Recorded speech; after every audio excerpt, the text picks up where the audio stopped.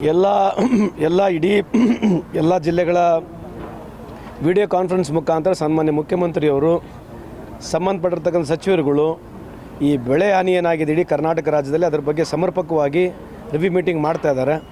ಅದರ ಜೊತೆಗೆ ಮಾರ್ಗದರ್ಶನ ಕೊಡ್ತಾ ಇದ್ದಾರೆ. ಎಲ್ಲ ಜಿಲ್ಲೆಗಳಲ್ಲಿ ಡಿ ಸಿ ಏನು ಮಾಡಬೇಕು, ಯಾವ್ಯಾವ ಜಂಟಿ ಸಮಿತಿ ಆಗಿ ಎಲ್ಲ ಸರ್ವೆ ನಂಬರ್ ವೈಸು ರಿಪೋರ್ಟ್ನ ಕಳಿಸ್ಬೇಕಂತೇಳಿ ಸಚಿವರ ಮುಖಾಂತರ ಸನ್ಮಾನ್ಯ ಮುಖ್ಯಮಂತ್ರಿ ವಿಶೇಷವಾಗಿ ಎಲ್ಲ ಡಿ ಸಿಗಳಿಗೆ ಹೇಳ್ತಾ ಇದ್ದಾರೆ.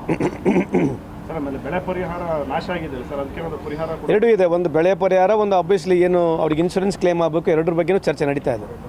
ಇನ್ನೂ ಏನು ಎಷ್ಟು ಕೊಡಬೇಕು ಅಂತ ಇಲ್ಲ, ಪೋರ್ಟಲ್ ಓಪನ್ ಮಾಡಬೇಕು. ಪೋರ್ಟಲ್ ಓಪನ್ ಆದಮೇಲೆ ಸರ್ಕಾರದ ಏನು ಗೈಡ್ಲೈನ್ಸ್ ಇದೆ, ಗೈಡ್ಲೈನ್ಸ್ ಪ್ರಕಾರ ಕೊಡ್ತಂಥದ್ದಾಗುತ್ತೆ. ಸರ್, ಆಮೇಲೆ ಮಂಡ್ಯದಲ್ಲಿ ಗಣೇಶ ವಿಸರ್ಜನೆ ವೇಳೆ ಬಳಸುವ ಕೋಮುಗಲಭೆ ಆಗಿದೆ. ವಾತಾವರಣ ಕೂಡ ಇನ್ನೂ ಪರಿಸ್ಥಿತಿ ತಿಳಿಯಾಗಿಲ್ಲ ಸರ್. ಮತ್ತು ಬಿಜೆಪಿಯವರು ಕೂಡ ಸಂಜೆ ಹೋಗ್ತಿದ್ದಾರೆ ಅಲ್ಲಿ ಪ್ರೊಟೆಸ್ಟ್ ಮಾಡೋರು. ಬಿಜೆಪಿ ಜೆಡಿಎಸ್ ನಾಯಕರು ಎಲ್ಲರೂ ಕೂಡ ಅಲ್ಲಿ ಸ್ಥಳಕ್ಕೆ ಭೇಟಿ ಕೊಡ್ತಾ ಇದ್ದಾರೆ. ಇದೆಲ್ಲ ಸರ್ಕಾರದ ಕುಮ್ಮಕ್ಕು ಅನ್ನೋ ರೀತಿ ಆರೋಪ. ಇಲ್ಲ, ಈಗ ಈ ಥರ ವಿಷಯಗಳು ಬಂದಾಗ ಸರ್ಕಾರ, ಯಾವುದೇ ಸರ್ಕಾರಗಳಾಗಿರಲಿ ಕಾನೂನು ಪ್ರಕಾರ ಕ್ರಮ ತಗೊಳ್ತಾರೆ. ಇವರು ಆ್ಯಡೆಡ್ ಅಡ್ವಾಂಟೇಜ್ ಮೈಲೇಜಿಗಾಗಿ ಹೋಗ್ತಾ ಇದ್ದಾರೆ. ಇದು ಮೈಲೇಜಿಗಾಗಿ ಹೋಗ್ತಕ್ಕಂಥ ಕೆಲಸ. ಸೊ ಯಾಕೆ ಹೋಗ್ತಾ ಇದ್ದಾರೆ ಅಂತ ನಿಮಗೆ ಗೊತ್ತಿದೆ. ಸೊ ಅದ್ರ ಬಗ್ಗೆ ನಾವು ಏನು ಮಾತನಾಡೋಕ್ಕಾಗುತ್ತೆ. So let them do it. Government will do its job. ಯಾರು ತಪ್ಪಿಸಿದ್ದಾರೆ ಕಾನೂನು ಪ್ರಕಾರವಾಗಿ ಕ್ರಮ ತೊಗೊಳ್ತೀವಿ. ಬಟ್ ಇಂಥ ಪ್ರಕರಣಗಳು, ಗಲಾಟೆಗಳು ದಿನೇ ದಿನೇ ಜಾಸ್ತಿ ಆಗ್ತಿದೆ. ಅಲ್ರಿ, ದಿನೇ ದಿನೇ ಜಾಸ್ತಿ ಯಾಕೆ ಕುಮ್ಮಕ್ಕೆ ಯಾರನ್ನ ಸರ್ಕಾರಗಳು ಕೊಡ್ತಾರಾ? ಹೇಳೋ ಅರ್ಥ ಏನಂದರೆ, ಇವತ್ತು ಎಲ್ಲ ಸರ್ಕಾರಗಳು ಬಿ ಜೆ ಪಿ ಸರ್ಕಾರದಲ್ಲಿರ್ತಕ್ಕಂಥ ಏನಾಗಲಿಲ್ಲ, ಎಲ್ಲ ಸರ್ಕಾರದಲ್ಲಿ ಆಗ್ತಾವೆ ಇಂಥ ಕೆಲಸಗಳು. ಯಾರು ಕಿಡಿಗಾಡಿಗಳಿದ್ದಾರೆ, ಯಾರಿಂಥವ್ರು ಮಾಡ್ತಾರೆ, ಅವ್ರ ಕಾಲದಲ್ಲಿ ಕೂಡ ಕಾನೂನು ಪ್ರಕಾರ ಕ್ರಮ ತೊಗೊಳ್ತೀವಿ. ನಮ್ಮ ಕಾಲದಲ್ಲಿ ಕೂಡ ಕಾನೂನು ಪ್ರಕಾರ ಕ್ರಮ ತೊಗೊಳ್ತೀವಿ. ಮತ್ತು ಕುಮ್ಮಕ್ಕು ಅಂತ ಹೇಳಿದ್ರಲ್ಲ ಸರ್, ಬಿಜೆಪಿ ಅವ್ರ ಕುಮ್ಮಕ್ಕೆ ಅವ್ರ ಮೇಲೆ ಒಂದು ಎಫ್ ಐ ಆರ್ ಹಾಕಿ ಅವ್ರನ್ನ ಯಾರು ಕುಮ್ಮಕ್ಕೆ ಮಾಡಿದರೆ, ಯಾರೇ ಈ ರೀತಿ ಮಾಡಿ ಉದ್ದೇಶಪೂರ್ವಕ ಮಾಡ್ತಾರೆ, ಅದು ಕಾನೂನು ಕ್ರಮ ತೊಗೊಳ್ತಾರೆ.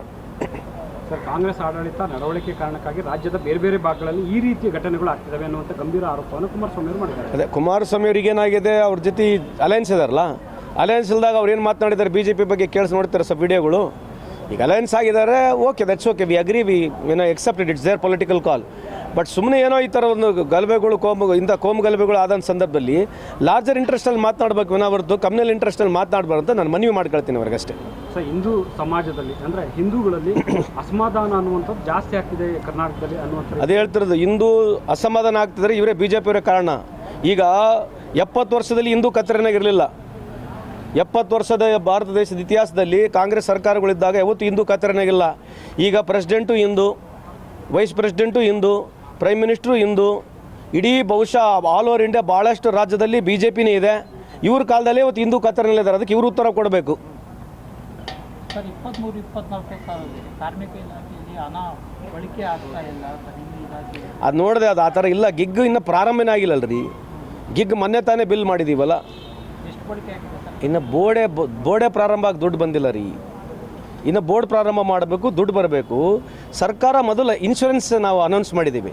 ಯಾರ್ಯಾರಿಗೆ ಏನೇನು ಅಪಘಾತ ಆದರೆ ಅವರು ಯಾರು ಕ್ಲೇಮ್ ಮಾಡ್ತಾರೆ, ಯಾರು ಅರ್ಜಿ ಹಾಕ್ತಾರೆ, ಅವ್ರಿಗೆ ಇನ್ಶೂರೆನ್ಸ್ನ ಕೊಡ್ತೀವಿ. ಅಲ್ಲಿದ್ದು ದುರ್ಬಳಕೆ ಆಗ್ತಕ್ಕಂಥದ್ದು ಎಲ್ಲಿದೆ ಹೇಳ್ರಿ ಸಾಧ್ಯತೆ? ಬಳಕೆನೇ ಆಗಿಲ್ಲ ಅಲ್ರಿ, ಯಾರನ್ನ ತೀರೋ ಹೋದ್ರೆ ತಾನು ಇನ್ಶೂರೆನ್ಸ್ ಕೊಡೋದು. ಇನ್ಶೂರೆನ್ಸ್ ಹೆಂಗ್ರಿ ಕೊಡ್ತೀವಿ? ಇವು all have registered. If anybody has registered, ನಮ್ಮ 10,000ಕ್ಕೆ ಹೆಚ್ಚು ಜನ ರಿಜಿಸ್ಟರ್ ಆಗಿದ್ದಾರೆ. ಯಾರ್ಯಾರು ರಿಜಿಸ್ಟರ್ ಮಾಡಿರ್ತಾರೆ, ರಿಜಿಸ್ಟರ್ ಆದಂಥ ಸಂದರ್ಭದಲ್ಲಿ ಯಾರಿಗಾನ ಹಾನಿ ಆದರೆ, ಅವ್ರು ಏನನ್ನ ಮೃತಪಟ್ಟಿದ್ದಾರೆ, ಅವ್ರು ನಮಗೆ ಕೊಟ್ಟಿದ್ರೆ ಅದು ಕೊಡ್ತಕ್ಕಂಥದ್ದು. ಅದರಲ್ಲಿ ಏನು ಕೋಟಿ ಎಲ್ಲಿದೆ? ಅದರಲ್ಲಿ ಸರ್ಕಾರನೇ ಕೊಟ್ಟಿರೋದು 10 ಕೋಟಿ ಕೊಟ್ಟಿದೆ. ಅದರಲ್ಲಿ ಫಸ್ಟ್ ಇನಿಷಿಯಲ್ ನಮಗೆ ಕೊಟ್ಟಿರ್ತಕ್ಕಂಥದ್ದು. ಸರ್, ಬ್ಯಾಲೆಟ್ ಪೇಪರ್ ವಿಚಾರದಲ್ಲಿ ಕೂಡ ಕೋಟಿ ಲೂಟಿ ಆಗಿರೋದನ್ನು ಸರ್ಕಾರವೇ ಒಪ್ಪಿಕೊಂಡಿದೆ ಅನ್ನೋಂಥದ್ದು CAG ವರದಿಯಲ್ಲಿ ಉಲ್ಲೇಖ ಆಗಿದೆ ಸರ್. ಅದೇ ಅದೇ ಹೇಳ್ತಾರೆ, CAG ರಿಪೋರ್ಟ್ ಬಂದಿರತಕ್ಕಂಥದ್ದು ಓದ್ಕೊಳ್ಳಿ, ಡೇಟ್ ಕೂಡ ಓದ್ಕೊಳ್ಳಿ. ಬಹುತೇಕ ಬಿ ಜೆ ಪಿ ಸರ್ಕಾರದಲ್ಲಿರ್ತಕ್ಕಂಥದ್ದು ಕ್ಯಾಗ್ ರಿಪೋರ್ಟ್ ಇದೆ. ಅದು ಸಮರ್ಪಕವಾಗಿ ಆಲ್ರೆಡಿ ನಮ್ಮ ಇಲಾಖೆಗೆ ಕೊಟ್ಟಿದ್ದೀವಿ. ಅದು ಸಂಪೂರ್ಣ ಮಾಹಿತಿ ನಿಮಗೆ ಮುಂದೆ ಬರ್ತಕ್ಕಂಥ ಕೊಡ್ತೀನಿ. ಸರ್, ಬ್ಯಾಲೆಟ್ ಪೇಪರ್ ವಿಚಾರದಲ್ಲಿ ಬಿಜೆಪಿ ಅವರು ಪ್ರಮುಖವಾಗಿ ಒಂದು ಸವಾಲು ಆಗ್ತಿದ್ದಾರೆ. ಈಗ ಬ್ಯಾಲೆಟ್ ಸಿಸ್ಟಮ್ ತರ್ತಿದ್ರೆ 136 ಸ್ಥಾನ ಏನು ಗೆದ್ದಿದ್ರೆ ಅವರೆಲ್ಲರೂ ಕೂಡ ಮತ್ತೆ ಚುನಾವಣೆಯನ್ನು ಬ್ಯಾಲೆಟ್ ಪೇಪರ್ ಚುನಾವಣೆ ಇದರಲ್ಲೇ ನಡೆಸಿ ಅಂತ ಸಾಕು ಮಾಡೋಕ್ಕೆ ಹೇಳ್ರಿ. ಸುಳ್ಳು ಮಾಡಿ, ಲೂಟಿ ಹೊಡೆದು, ಎಲೆಕ್ಷನ್ನೇ ಮೋಸ ಮಾಡಿ, ಏನು ಉತ್ತರ ಕೊಡಲಾರಕ್ಕೆ ಪ್ರಧಾನಮಂತ್ರಿಗಳು ತಿರುಗಾಡ್ತಾರೆ. ಸುಮ್ಮನೆ ಯಾಕ್ರಿ ಮಾತಾಡ್ತಾರೆ? ಇದು ಫ್ರಾಡ್ ವೋಟ್ನಲ್ಲಿ ಸರ್ಕಾರ ಆಗಿದ್ದೆ ಬಿ ಜೆ ಪಿ ಸರ್ಕಾರ. ಒರಿಸ್ಸಾನಲ್ಲಿ ಫ್ರಾಡ್ ವೋಟ್ನಲ್ಲಿ ಆಗಿದೆ 47 ಲಕ್ಷ ವೋಟು. ಮಹಾರಾಷ್ಟ್ರದಲ್ಲಿ ಫ್ರಾಡ್ ವೋಟ್ನಲ್ಲಿ ಸರ್ಕಾರ ಮಾಡಿದ್ದಾರೆ.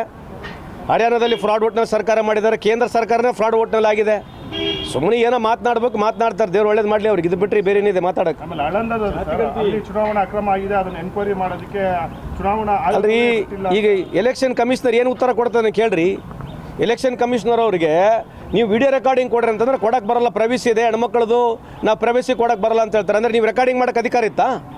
when you are not able to give the videos saying that it will be a problematic for women, then first of all, why did you record then? What was the basis that you did recording? ಏನ್ರಿ ಈ ಥರ ಯಾರನ್ನ ಒಬ್ಬ election commissioner ಉತ್ತರ ಕೊಡ್ಬೋದು ಈ ದೇಶದಲ್ಲಿ? ಈ ಥರ ಉತ್ತರ ಕೊಟ್ಟು ಸುಮ್ಮನೆ ಹೋಗ್ಬಿಡ್ಬೋದಾ? ಏನು ನಡೀತದೆ ಸುಮ್ಮನೆ 1 2 3 ಆಲ್ ಇಂಡಿಯಾ ಫ್ರೀ, ಏನು ಬೇಕಿದ್ದು ಹೇಳ್ಬೋದು, ಹೋಗ್ಬೋದು. ಇವ್ರು ಕೇಳೋರಲ್ಲ. ಈಗ ಪಂಜಾಬ್ನಲ್ಲಿ ಇಷ್ಟು ದೊಡ್ಡ ತೊಂದರೆ ಆಗಿದೆ. ಯಾವುದನ್ನ ಮೇಜರ್ ಚಾನಲ್ ನಾವು ನೋಡ್ತಾ ಇದ್ದೀವಿ ಪಂಜಾಬ್ ವಿಷಯ? ಬರೇ ಚೈನಾ ಹೋಗೋದು ಬರೋದು, ಚೈನಾ ಹಿಂಗಾಯಿತು, ಚೈನಾ ಹಿಂಗೆ. ಏನಾಗಿದೆ ಚೈನಾದಲ್ಲಿ? ನಾವು $100 ಬಿಲಿಯನ್ ಡೆಫಿಸಿಟ್ನಲ್ಲಿದ್ದೀವಿ ಎಕ್ಸ್ಪೋರ್ಟ್ನಲ್ಲಿ. ಚೈನಾ ಬಗ್ಗೆ ಮಾತನಾಡ್ತಿದ್ದೀರಿ ನೀವು. ಮೋರ್ ದನ್ $100 ಬಿಲಿಯನ್ ಡೆಫಿಸಿಟ್ನಲ್ಲಿದ್ದೀವಿ. ಅಮೇರಿಕಾದಲ್ಲಿ $40 ಬಿಲಿಯನ್ ಪ್ಲಸ್ನಲ್ಲಿದ್ದೀವಿ. ಎದ್ರ ಬಗ್ಗೆ ಚರ್ಚೆ ಮಾಡಬೇಕು? ಎದ್ರ ಬಗ್ಗೆ ಚರ್ಚೆ ಅಲ್ಲ, ಸುಮ್ಮನೆ ಹೋಗೋದು, ಟಿ ವಿಯಾಗಿ ತೋರಿಸ್ಬಿಡೋದು, ಹೋಗೋದು ಬರೋದು. ಏನು ಹೋಗೋದು ಬರೋದು ಏನು ಅನುಕೂಲ ಆಗೈತಿ ದೇಶಕ್ಕೆ? 7 ವರ್ಷ ಆದಮೇಲೆ ಹೋಗಿದ್ದೀರಿ ಪ್ರಧಾನಮಂತ್ರಿಗಳು. ಏನು ಇದ್ರ ಬಗ್ಗೆ ಚರ್ಚೆನೇ ಬೇಡ? ಏನು ಇವ್ರಿಗೇನು ಮನಸ್ಸು ತಿಳಿತದೆ ಅದ್ರ ಬಗ್ಗೆ ಸುಮ್ಮನೆ ಒಂದು 6 ರಿಂದ 8 ಸಾಯಂಕಾಲ 8 ರಿಂದ 10 ಗಂಟೆ ಈ ದೇಶದಲ್ಲಿ ಏನು ತೋರಿಸ್ತಾರೆ ಅದನ್ನೇ ಫೈನಲ್ ನಮಗೆ. ಯಾವುದಕ್ಕೆ ಉತ್ತರ ಅಲ್ಲ. ಇವ್ರು ಏನು ಹೇಳ್ತಾರೆ ಅದೇ ಉತ್ತರ, ಇವ್ರೇನು ಪ್ರಶ್ನೆ ಕೇಳ್ತಾರೆ ನಮ್ಮನ್ನೇ ಪ್ರಶ್ನೆ ಕೇಳೋದು. What to tell? ಎನಿವೇ, ಇದು ಈ ದೇಶದ ಇದು ಒಂದು ಕೆಟ್ಟ ಪರಿಸ್ಥಿತಿ ಇದೆ. ಇದು ಹೊರಗೆ ಹೋಗುತ್ತೆ, ಸಬ್ಸ ಕಾಯ್ಬೇಕಷ್ಟೇ. Thank you sir. ಸಮೀಕ್ಷೆ ವೇಳೆ ವೀರಶೈವ ಲಿಂಗಾಯತ ಧರ್ಮ ಅಂತ ಉಲ್ಲೇಖ ಮಾಡೋದಕ್ಕೆ ಹಿಂದೂ ಇದು ವೀರಶೈವ ಆ ರೀತಿ ಅವಕಾಶ ಇದೆ? ಗೊತ್ತಿಲ್ಲ ರೀ, ಓಟ್ಗಳಿದ್ದಾವೆ ಅಲ್ಲ ಗೊತ್ತಿಲ್ಲ. ಈಗ ವೀರಶೈವ ಮಹಾಸಭಾದವ್ರು ಏನು ತೀರ್ಮಾನ ತೊಗೊಳ್ತಾರೆ ಅದು ಸರ್ಕಾರ ಜೊತೆ ಮಾತನಾಡ್ತಾರೆ. ಸರ್ಕಾರ, ಮುಖ್ಯಮಂತ್ರಿಗಳು ಅವರು ಎಲ್ಲರೂ ತೀರ್ಮಾನ ಮಾಡ್ತಾರೆ. ಅದಕ್ಕೆ ಸೆಪ್ಟೆಂಬರ್ 22ರಿಂದ ಜಾತಿ ಗಣತಿ ಸಮೀಕ್ಷೆ ಶುರು ಆಗುತ್ತೆ. ಮಾಡಲಿಲ್ಲ, ಒಳ್ಳೇದಲ್ಲ. ಎಲ್ಲ ಸಮಾಜದವರು ಅವ್ರವ್ರ ಜಾತಿ ಗಣತಿ ಮಾಡ್ಬೋದಲ್ಲ, ಮಾಡಲಿಕ್ಕೆ ಏನು ತೊಂದರೆ ಇಲ್ಲ, ಮಾಡ್ಬೋದು. Thank you.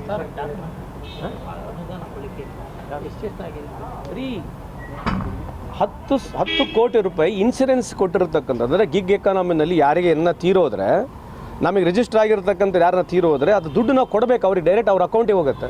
ಅದರಿಂದ ಯಾವುದು ನಾವು ಡೆವಲಪ್ಮೆಂಟ್ ವರ್ಕ್ ಮಾಡೋಕ್ಕೆ ಬರಲ್ಲ, ಏನಿಲ್ಲ. So whoever has in the portal, whoever have registered, assuming that 10,000 people have registered so far, ಆ 10,000 ಯಾರು ರಿಜಿಸ್ಟರ್ ಮಾಡಿದಾರೆ, ಯಾರು ತೀರೋಗಿದ್ರೆ ಎಷ್ಟು ಕ್ಲೇಮ್ ಆಗಿದೆ ಕೊಡ್ತೀನಿ ನಿಮಗೆ. ಯಾರು ಕ್ಲೇಮ್ ಮಾಡ್ತಾರೆ ಅವರಿಗೆ ದುಡ್ಡು ಕೊಡೋದು. ಅವ್ರು ಡೈಬಿಟಿ ಆಗಿ ಹೋಗುತ್ತೆ ದುಡ್ಡು, ಅವ್ರಿಗೆ ಹೋಗುತ್ತೆ ದುಡ್ಡು. ಅದರಿಂದ ಏನು ದುರ್ಬಳಕೆ ಆಗ್ತಕ್ಕಂಥ ಸಾಧ್ಯತೆಯೇ ಇಲ್ಲ. ಸೊ ನಿಮಗೆ ಅದು ಏನು ರಿಜಿಸ್ಟರ್ ಆಗಿದ್ದಾರೆ, ನಾವು ಇಲ್ಲಿವರೆಗೆ ಎಷ್ಟು ಕ್ಲೇಮ್ ಆಗಿದೆ, ಎಷ್ಟು ಕೊಟ್ಟಿದ್ದೀವಿ, ನಿಮ್ಮ ಮಾಹಿತಿ ಕೊಡೋದು. ಇನ್ನು ಗಿಗ್ ಎಕ್ಕನ ಸ್ಟಾರ್ಟೇ ಆಗಿಲ್ಲ, ಆವಾಗಲೇ ಕೋಟಿ ಎಲ್ಲಿ ಆಗೋಣ ಆಗುತ್ತೆ ನನಗೆ ಗೊತ್ತಿಲ್ಲ ರೀ. But any clarification if you ask me, I am ready to give. I will see to that labour commissioner only send you in writing. Thank you. Sawal TV ಸದಾ ನಿಮ್ಮೊಂದಿಗೆ.